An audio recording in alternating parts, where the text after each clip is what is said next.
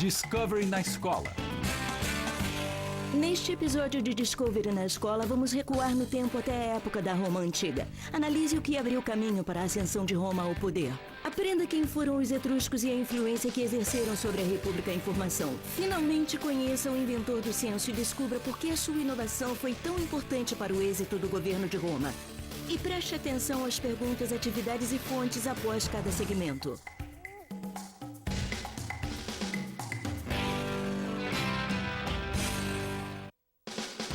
Pense nisto antes de assistir a Roma Antiga, a Ascensão ao Poder, primeira parte. O que você sabe sobre o Império Romano e sua ascensão ao poder? Que imagens ou ideias sobre a Roma Antiga vêm à sua mente? Por que você acha que essas imagens duraram tantos séculos? Enquanto assiste a este programa, pense em como essas ideias representam os séculos de existência do Império. Serão elas exatas? Discovery na escola apresenta agora Roma Antiga, Ascensão e Queda, primeira parte. Discovery na escola.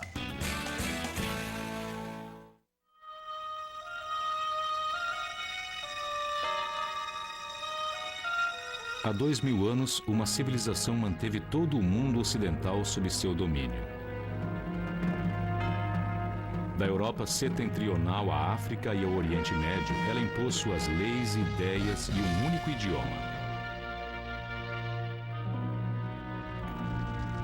Faz 2 milênios que nós sonhamos com suas cidades e seus triunfos, com seu idealismo e sua decadência. Roma. O poder e a glória.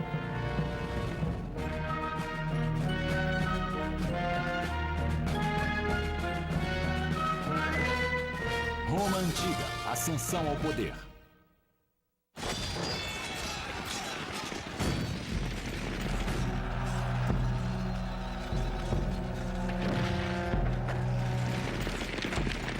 Mais de 1000 anos depois da queda de Roma, os exércitos de Napoleão, imperador da França, invadiram a cidade.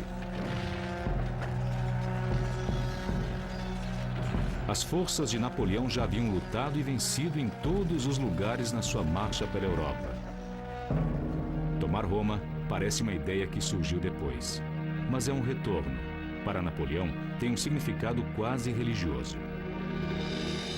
Ele se julga um descendente espiritual dos imperadores romanos, a ponto de mandar pintar um quadro em que ele próprio é retratado usando a coroa romana de louros, como se Roma ainda regesse o mundo. Os soldados de Napoleão invadem a cidade sem que haja qualquer oposição.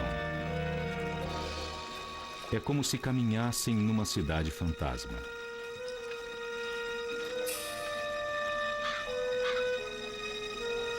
Eles descobrem os romanos tomados de pavor, amontoados no meio das ruínas da antiga cidade.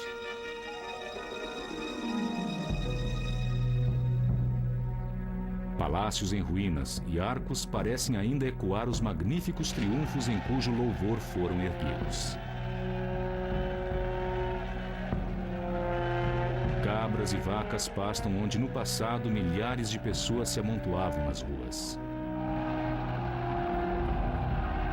No ano 70 d.C., quando o imperador Vespasiano começou a construção do imponente Coliseu, Roma era 10 vezes maior do que a cidade que Napoleão encontrou. Vespasiano queria um grande teatro para os espetáculos sangrentos que os romanos tanto amavam.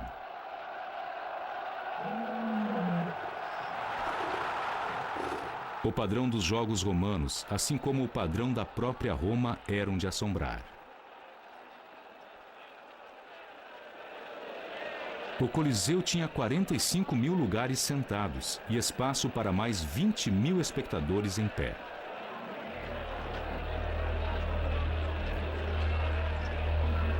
Em apenas uma série de jogos, 5 mil pessoas e 11 mil animais foram massacrados. Nada que Hollywood possa produzir se compara a esse horrível festival de atrocidades. O sangue e a brutalidade eram absolutamente reais e os romanos eram viciados nisso.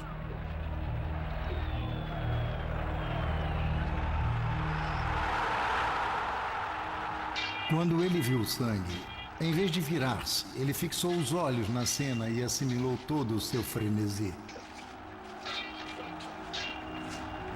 Ele se alegrou com a perversidade da luta e se intoxicou com o sangue derramado. Quando saiu da arena, levou consigo uma mente doentia que lhe tirou a paz até ele voltar novamente. Santo Agostinho.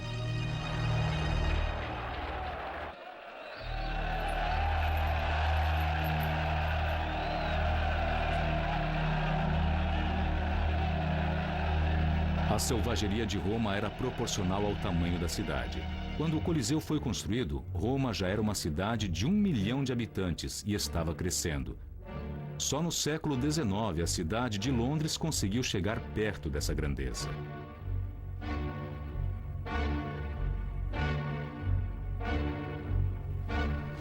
O que eu acho que um viajante no tempo estranharia indo àquela época seria o cheiro, o barulho, a sujeira e o amontoado de gente.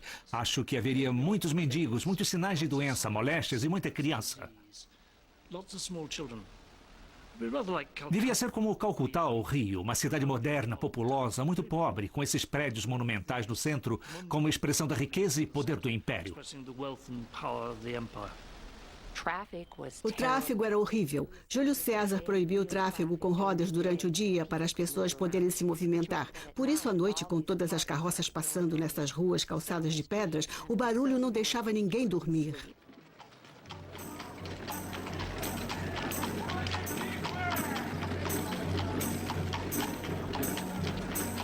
Buscando solução para problemas de organização, tais como uma gigantesca concentração de pessoas, os romanos inventaram a ciência do planejamento urbano. Eles inventaram o cimento, construíram imensos depósitos públicos e instalaram sistemas de esgoto em toda a cidade. Mas a sua maior realização foi o abastecimento d'água. Os aquedutos de Roma penetravam 96 e 112 quilômetros das montanhas para garantir um fluxo contínuo de água potável para a cidade. Esse fluxo fornecia água suficiente, tantos litros por pessoa por dia, numa abundância que só foi igualada pela cidade de Roma na década de 1950.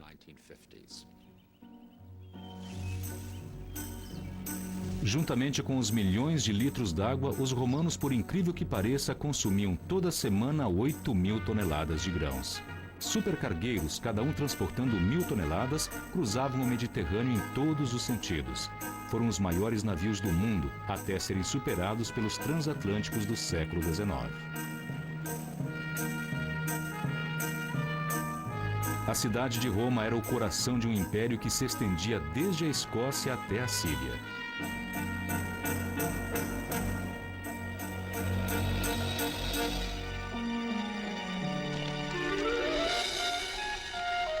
Jamais o mundo ocidental havia sido melhor organizado ou mais unido.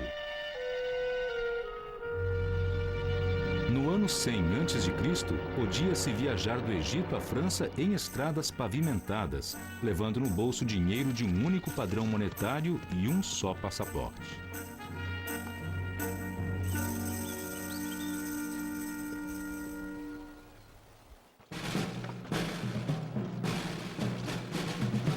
E esse império, vasto e bem organizado, reuniu o maior exército que o mundo jamais conhecera, com mais de 500 mil de soldados.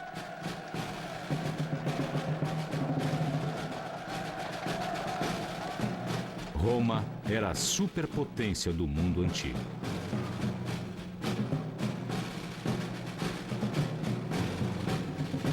As superpotências que vieram depois pararam de aprender as lições de sua espetacular ascensão e queda. Napoleão não estava sozinho em sua obsessão por Roma.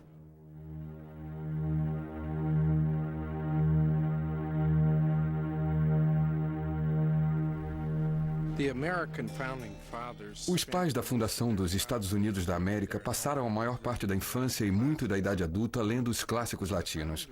Para eles, o passado não era uma coisa morta, e sim algo vivo, principalmente o passado de Roma. Ele estava vivo, com expressão pessoal e social. Acho que isso foi fundamental para a Revolução Norte-Americana, porque nela eles estavam fazendo alguma coisa realmente sem precedente. E ainda assim, foram capazes de sentir que não eram os primeiros. A base do nosso sistema político, creio eu, está em Roma.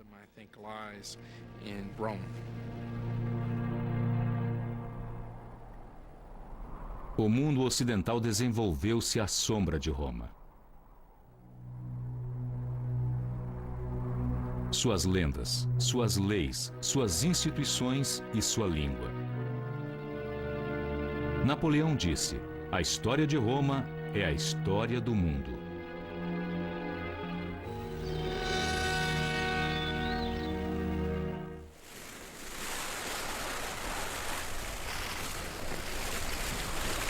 Quando os marinheiros mediterrâneos da Grécia e do Egito antigos voltaram seus olhos para o oeste na direção da Itália, eles se depararam com um grande desconhecido. Era o ano 800 a.C. e Roma ainda não existia. Mas algumas histórias falam de povos misteriosos com costumes exóticos e enormes riquezas. As narrativas eram irresistíveis.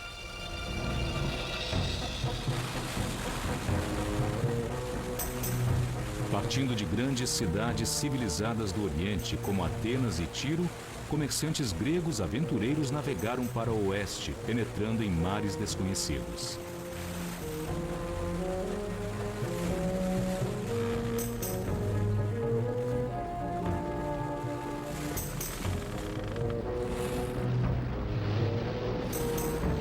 Guiados pelas estrelas, sem instrumentos de navegação, eles começaram a explorar uma península do Mediterrâneo pequena e desconhecida. Deram a ela o nome de Hespéria, a terra do sol vespertino. O século VIII a.C. foi a época da expansão para o ocidente. Os fenícios seguiram para o oeste, assim como os gregos, fundando colônias. Quando os gregos entraram na Itália, tiveram uma surpresa. Ali já havia uma civilização avançada. Aqui, nas montanhas da Toscana, já existiam cidades cercadas de muralhas. Havia reis e sumos sacerdotes. Havia hábeis artesãos, criadores de uma arte suave e sensual, única no Mediterrâneo. E havia comerciantes, prontos para barganhar o mais fino ouro e utensílios de ferro que o mundo antigo jamais conhecera. Antes de Roma, existiam os etruscos. Eles ensinaram tudo aos romanos, mas não deixaram registros escritos.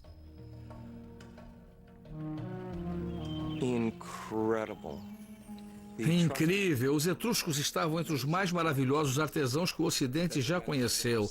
Trabalhavam o metal em esculturas, trabalhavam em terracota, fazendo estátuas em tamanho natural, com expressões surpreendentemente convidativas e calorosas. Eles não eram frios e distantes, e sim um povo que dava vontade de conhecer.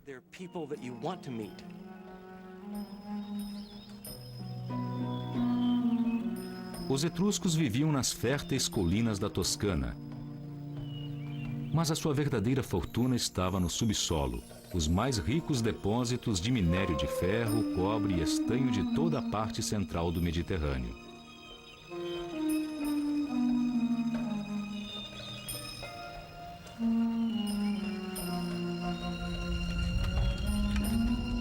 Já no ano 700 a.C., eles criaram poços de minas, túneis, galerias subterrâneas, fornos de fundição.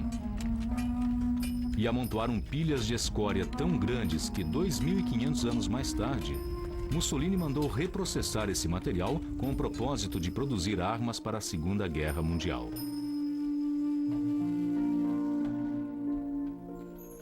Os etruscos negociavam suas peças de metal em locais muito distantes, tais como a Síria, Portugal e até mesmo a Suécia.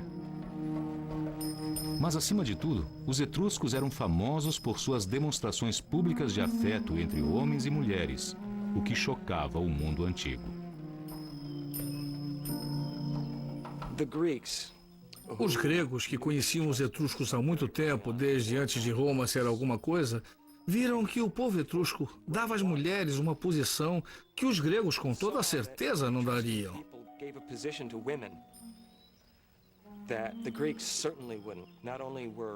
Elas não apenas participavam da casa inteira, como também nos banquetes, reclinavam-se com os homens, o que para os gregos era absolutamente inadmissível.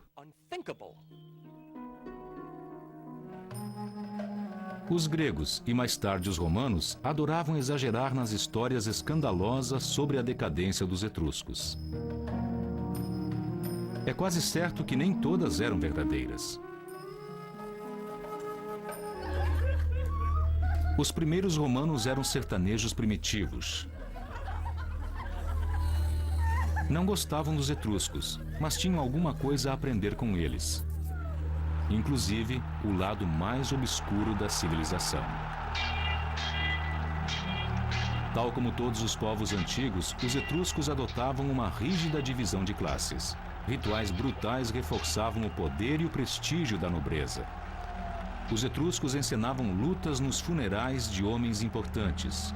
Os perdedores eram assassinados. Seu sangue celebrava o prestígio do morto e era uma oferenda ao seu espírito.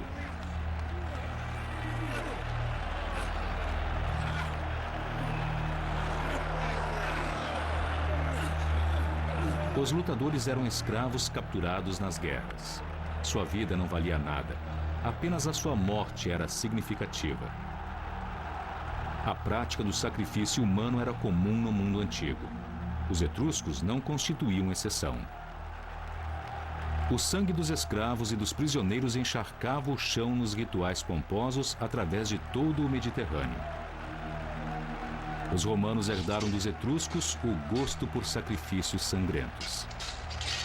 A luta dos gladiadores foi o equivalente romano a esses sanguinolentos tributos ao poder.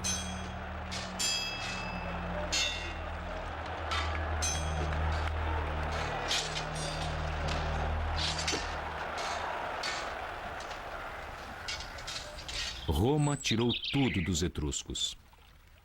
Os engenheiros etruscos mostraram aos romanos como drenar os pântanos onde hoje se ergue a capital da Itália e a canalizar a água em esgotos subterrâneos. Os arquitetos e construtores etruscos projetaram o Fórum Romano como uma praça pública no século VII a.C.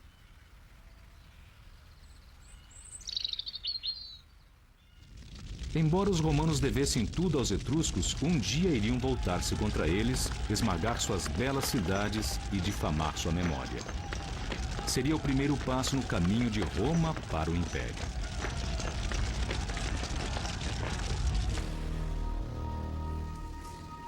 Muito do que sabemos sobre o nascimento de Roma vem da obra de um homem, um dos maiores historiadores de Roma, Tito Livio. Ele viveu na época do imperador Augusto, mais de 700 anos depois de a cidade ter sido fundada. A glória de Roma estava no auge, mas os romanos já eram perseguidos pelo espectro da decadência. O império estava emergindo após décadas de guerra civil. Proliferavam as amarguras e as intrigas políticas.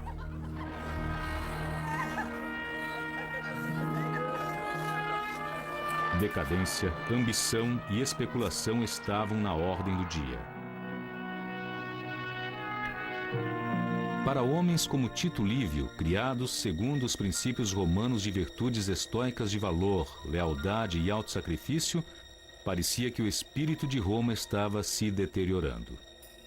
Eu sinto que a indulgência nos levou, através de cada comportamento de excesso sensual, a uma atração doentia pela morte em todas as suas formas. Há uma necessidade urgente de procurarmos a cura para este tipo de enfermidade, Tito Livio.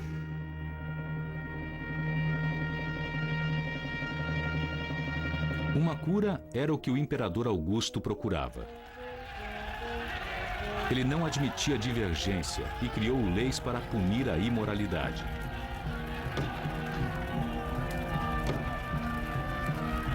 Augusto estava decidido a reformar o império e forçar a volta dos valores familiares romanos. Poetas obscenos como Ovídio, autor da Arte do Amor, foram banidos para as estepes da Ásia.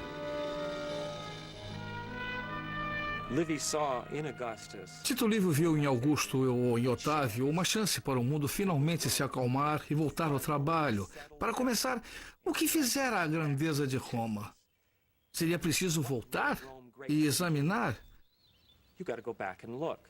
Quais foram os heróis do passado que fizeram de Roma a cidade na qual ela se havia transformado? Espero que a história possa ser a melhor cura para uma mente doentia. Pelo menos ela pode nos recordar aquilo que éramos e nos mostrar as profundezas para as quais estamos afundando. Tito Livio dispôs-se a escrever uma breve história dos primeiros tempos de Roma, celebrando suas glórias e virtudes, propaganda para as reformas de Augusto. O que ele tinha para servir de base eram as histórias repassadas através dos séculos, e que, afinal de contas, eram um misto de fatos e lendas. Tito Livio acreditava que o início mitológico de Roma poderia revelar as histórias de heroísmo e nobreza que os romanos precisavam ouvir.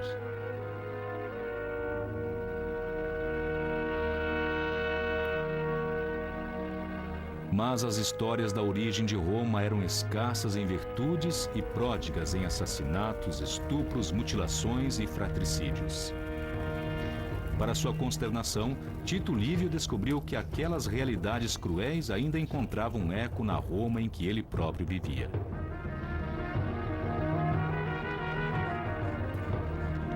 A lenda dizia que Roma foi fundada por Rômulo e Remo, gêmeos que foram jogados na floresta para morrer.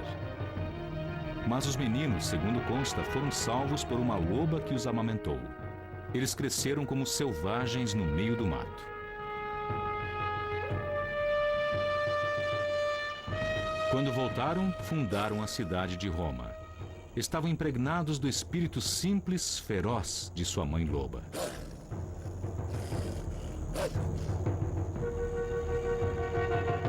Segundo a lenda, Rômulo e Remo então levaram seu povo até a curva do rio Tibre, onde a loba os encontrou. Ali, Roma nasceu. Era o ano 753 a.C. Contudo, mal haviam fundado a cidade, os dois irmãos já brigavam disputando quem seria o rei. Coube aos Álgures decidir.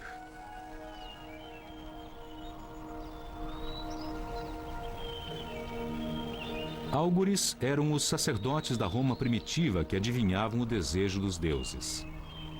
Eles estudavam os movimentos das aves, o tempo, as entranhas dos carneiros, antes de fazer seus pronunciamentos, conhecidos como augúrios.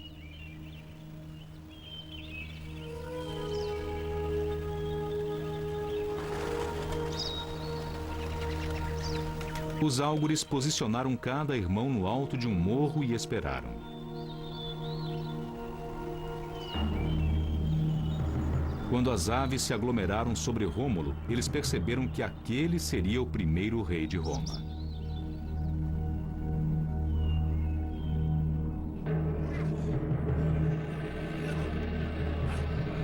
Mas Remo não aceitou o augúrio e os irmãos brigaram.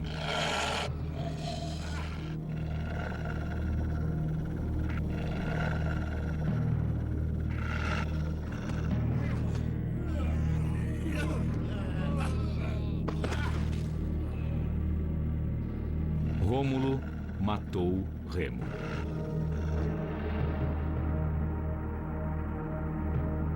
O primeiro rei de Roma afastou-se furioso e triunfante.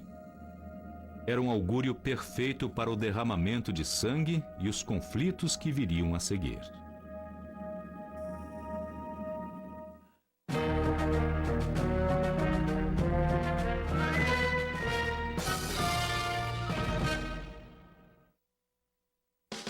Agora que você assistiu a Roma Antiga, Ascensão ao Poder, primeira parte, fale sobre isto. Os historiadores atribuem aos romanos a invenção da ciência do planejamento urbano.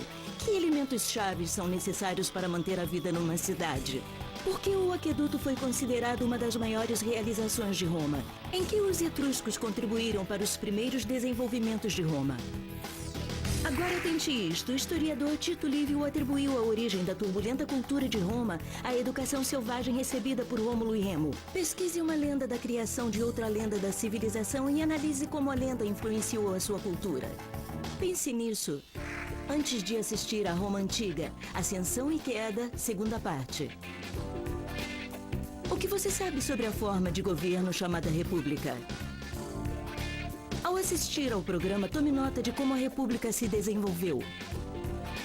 Como esse governo era estruturado? O que levou os romanos a escolher esse tipo de governo? De que modo os etruscos influíram nessa decisão? Discovery na Escola apresenta agora Roma Antiga, Ascensão ao Poder, segunda parte.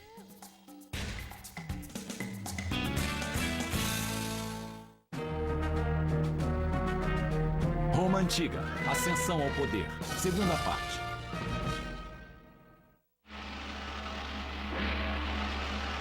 A violência dos primeiros romanos, na verdade e na ficção, nasceu do desespero.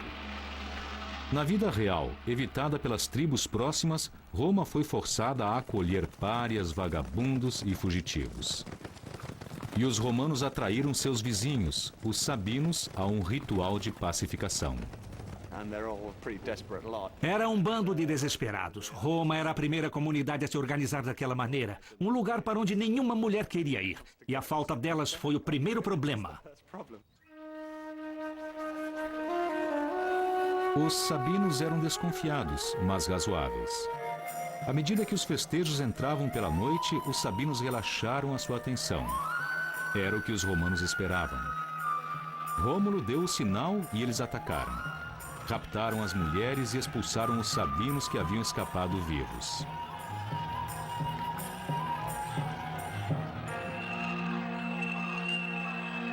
Quando os pintores de épocas posteriores retrataram o rapto das sabinas, imaginaram a cidade clássica. Estavam errados. Os primeiros romanos eram pessoas primitivas, lutando desesperadamente para sobreviver. As histórias cruéis dos primeiros romanos foram tão surpreendentes para Tito Livio quanto são para nós. Certamente eles não haviam tido o desempenho modelar que ele procurava.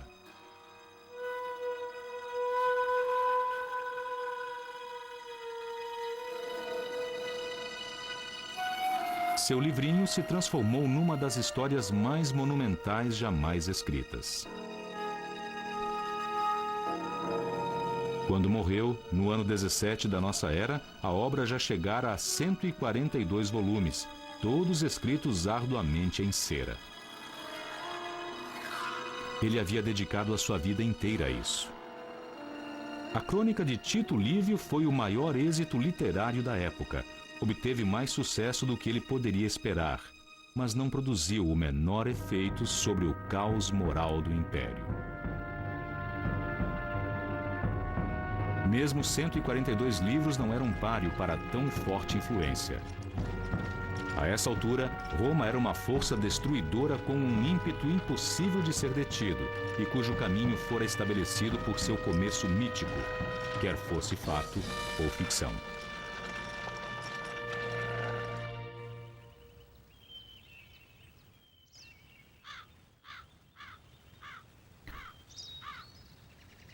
Ao se aproximar do século V depois de Cristo, Roma estava emergindo de seu lendário passado para entrar no mundo real de história registrada. Ela era agora uma próspera província do mundo etrusco, subordinada a reis etruscos. A lama primitiva e as cabanas de palha dos primeiros dias de Roma haviam cedido lugar a uma cidade de tijolos. Roma estava absorvendo gente das terras circunvizinhas e crescendo rapidamente. Negociantes etruscos e gregos encontravam-se nas ruas movimentadas. Barcos fenícios, oriundos da Sicília e do norte da África, navegavam pelo Tibre. Vinho, azeitonas e ouro inundavam a Itália.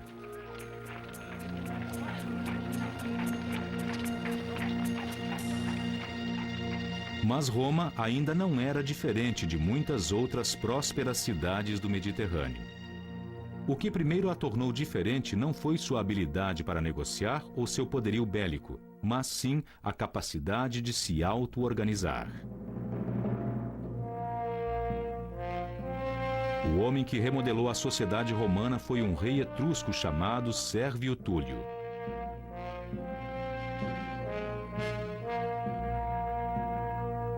Não existem estátuas dele. Não temos ideia de como era. Ele não se tornou famoso como os regentes de Roma que lhe sucederam, mas sua importância histórica pode ser ainda maior. No entanto, tudo o que Sérvio Túlio fez foi realizar o primeiro recenseamento da história. O censo romano era uma instituição muito importante. Contaram os cidadãos romanos e os distribuíram em suas classes adequadas, nas unidades políticas e etc. O censo foi um meio de classificar todos de acordo com o status e o prestígio de cada um.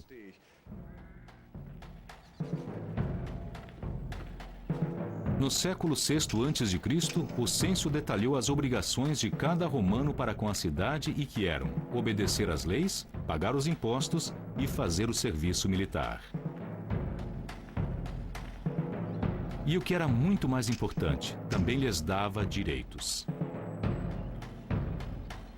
Esta foi a grande inovação de Sérvio Túlio.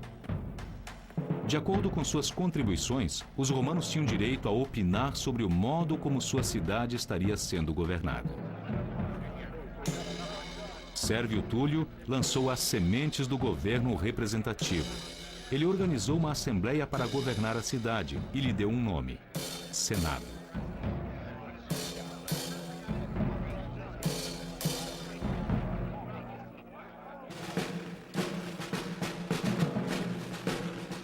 Finalmente, o censo decretou que cada classe social da cidade deveria contribuir com um grupo de soldados para a defesa de Roma.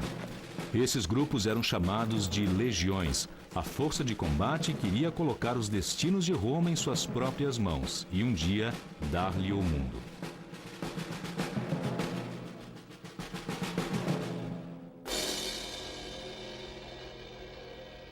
O censo não criou igualdade ou democracia.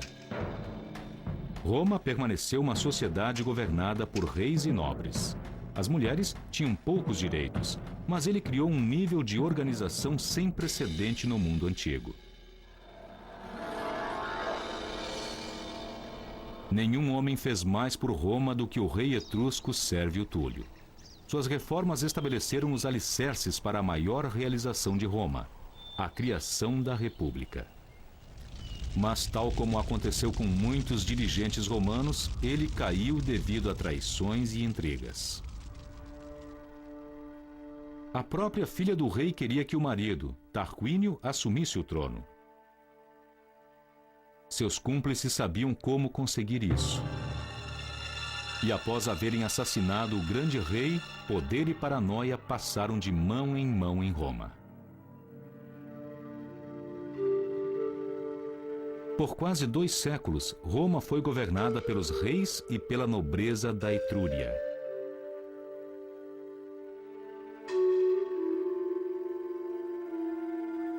Durante o reinado de Sérvio Túlio, tudo correu bem. Sob as ordens de Tarquínio, seu sucessor, brutalidade e decadência prosperaram. Enquanto ele e seus parentes se dedicavam ao prazer, seus asseclas moviam campanhas de assassinatos políticos com o objetivo de acabar com toda e qualquer oposição. Os romanos estavam começando a odiar tudo que os etruscos simbolizavam. Os ressentimentos fervilhavam.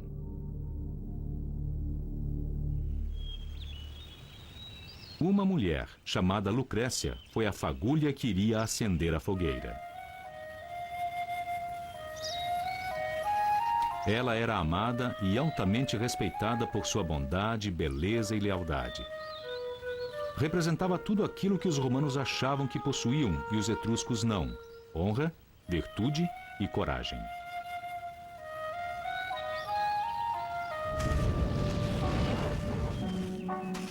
Um dia, o filho do rei e alguns nobres da Etrúria estavam numa jornada fora de Roma. Bêbados, eles resolveram voltar sorrateiramente à cidade e espionar as mais belas mulheres para ver o que elas estariam tramando.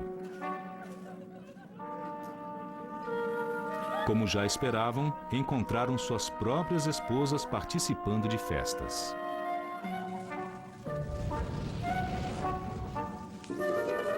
Encontraram Lucrécia trabalhando arduamente.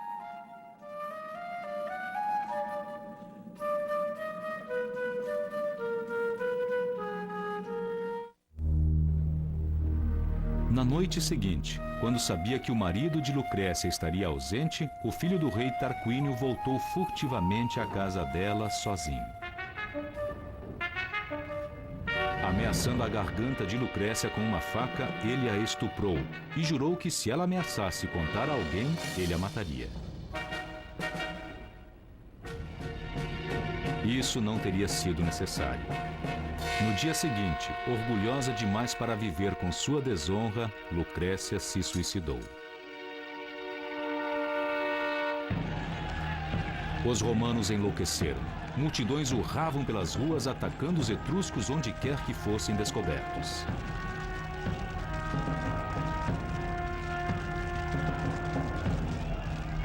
Um nobre austero, de nome Brutus, organizou um ataque furioso contra o rei etrusco e seus cortesãos. Eles foram dominados e logo trataram de fugir para salvar a vida. Finalmente, os romanos estavam livres de seus soberanos etruscos. O legado de Lucrécia a Roma foi a sua liberdade. Os romanos juraram que nunca mais viveriam sob as ordens de um rei. Então, como exatamente eles iriam viver? Como iriam se governar? A solução foi da maior importância. Eles declararam que os assuntos de Roma passariam a pertencer ao povo, que os cidadãos iriam votar e que Roma seria res publica, coisa pública, uma república. Governar não caberia mais aos reis. Roma seria regida por leis e por funcionários públicos eleitos. E assim, o rei foi substituído de início por 2 pretores e finalmente por 2 cônsules que concordavam sobre todos os assuntos e que eram eleitos anualmente, a fim de que ninguém pudesse ter muito poder por um longo tempo. E essa paranoia sobre reis continuou através de toda a história romana.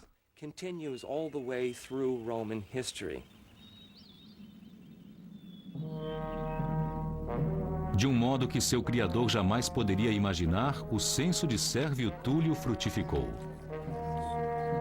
A nova república seria organizada de acordo com as categorias e classes votantes que ele havia equacionado 40 anos antes. O nascimento da república fez com que Roma tivesse garantido seu lugar na história. SPKR era o emblema da república. Senatus Populus que Romanus, o Senado e o povo de Roma. Foi o primeiro governo representativo do mundo antigo. Ele abriu caminho para as glórias de Roma e para todas as democracias que viriam a seguir.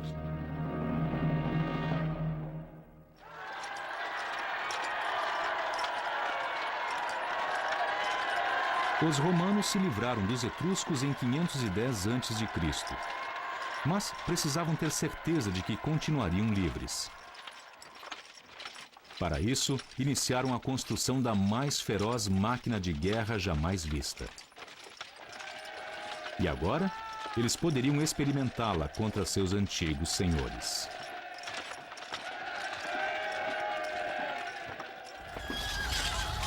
Mais de 100 anos depois de Roma haver declarado a sua independência, ela estava em guerra com os etruscos, que lutavam desesperadamente para reconquistar a sua antiga possessão, mas não conseguiram.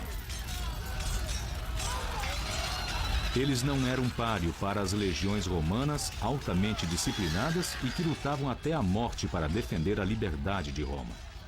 Enquanto os soldados romanos pugnavam pela república, um homem chamado Públio codificava as principais ideias daquela nova maneira de governar.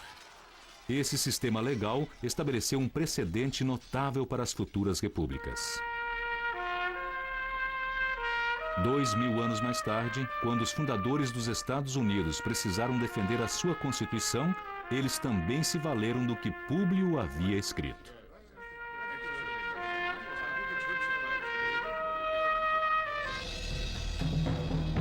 Durante todo o século V a.C., a luta pela República continuou. Roma e Veii, a cidade etrusca que lhe ficava mais próxima, enfrentaram-se numa sequência interminável de ataques e contra-ataques.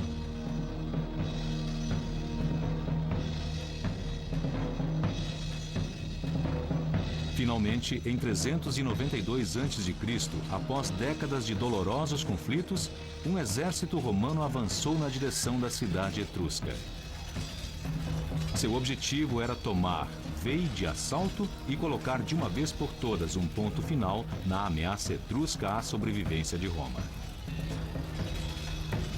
Os soldados etruscos lutaram furiosamente nas muralhas da cidade.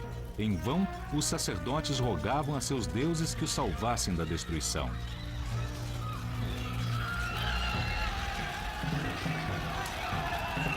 Os romanos esmagaram as defesas etruscas e devastaram a cidade. Mataram os homens e escravizaram as mulheres.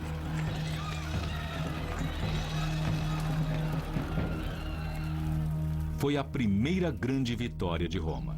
Muitas outras ainda viriam, cada uma comemorada com a construção de um arco do triunfo. Monumento à glória da vitória e à humilhação dos vencidos.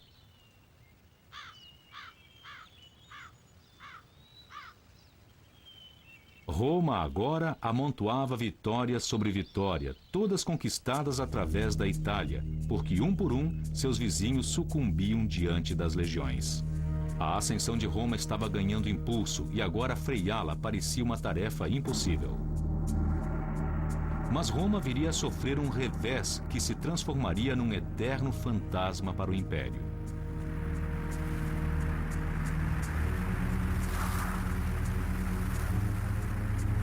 Foi no ano 386 a.C.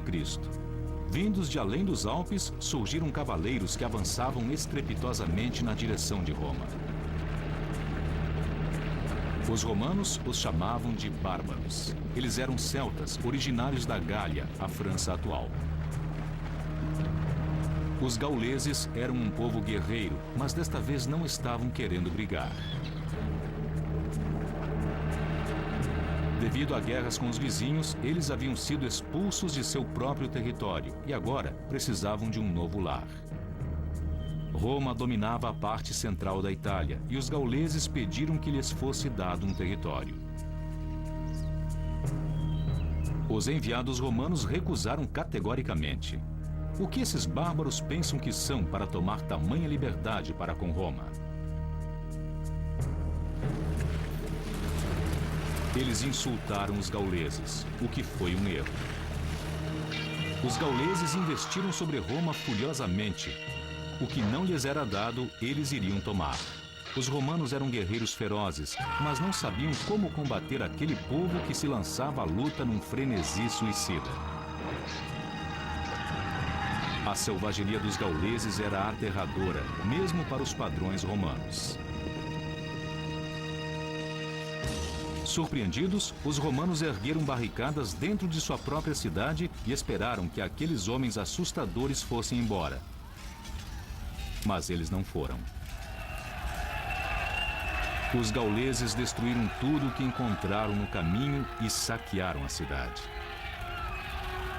Os romanos só conseguiram escapar da carnificina depois de entregar aos gauleses tudo o que possuíam, para que eles fossem embora e os deixassem em paz. A humilhação de Roma foi completa. As palavras do chefe gaulês, ao exigir o pagamento esmagador, iria ecoar nos ouvidos dos romanos durante os séculos seguintes. Desgraça para os vencidos.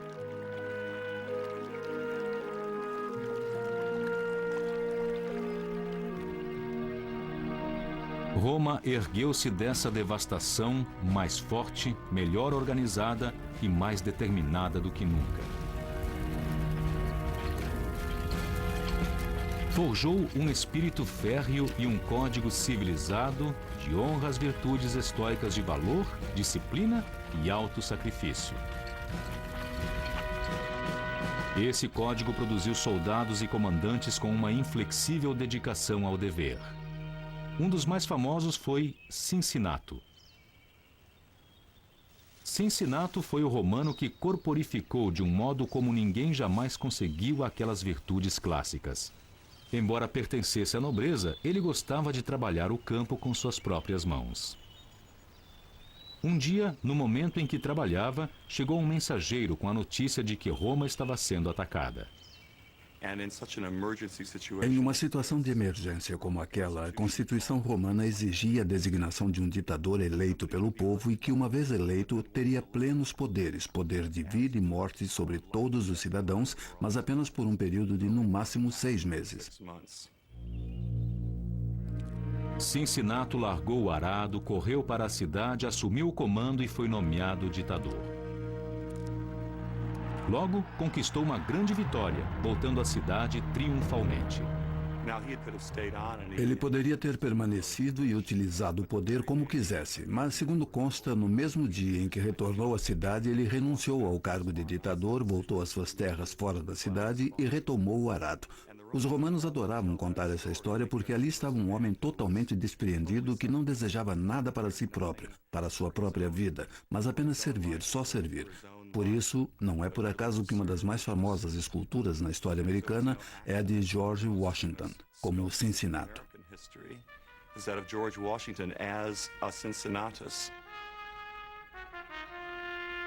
George Washington sabia que muita gente o comparava a Cincinato, e ele gostava disso, e conscientemente colaborou para fortalecer essa imagem.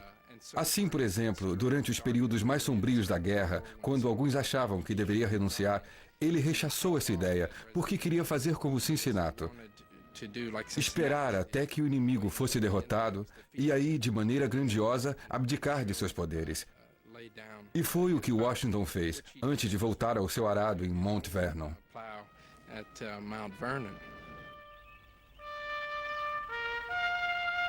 Cincinato tornou-se o paradigma dos comandantes políticos aos quais Napoleão tanto admirava.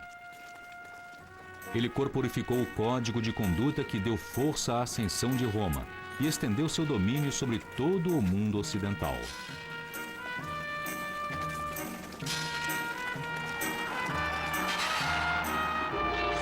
As batalhas de Roma no exterior iriam realçar o conflito que ocorria em sua própria alma.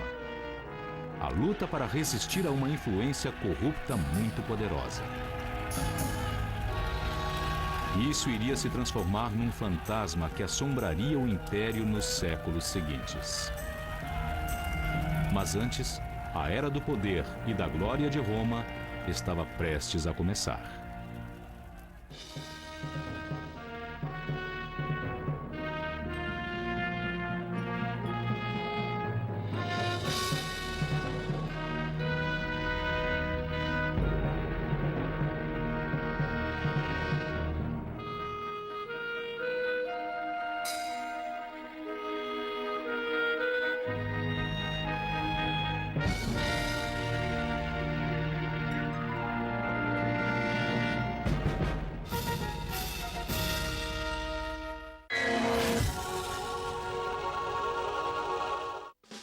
Agora que você assistiu à Roma Antiga, Ascensão ao Poder, segunda parte, fale sobre isto.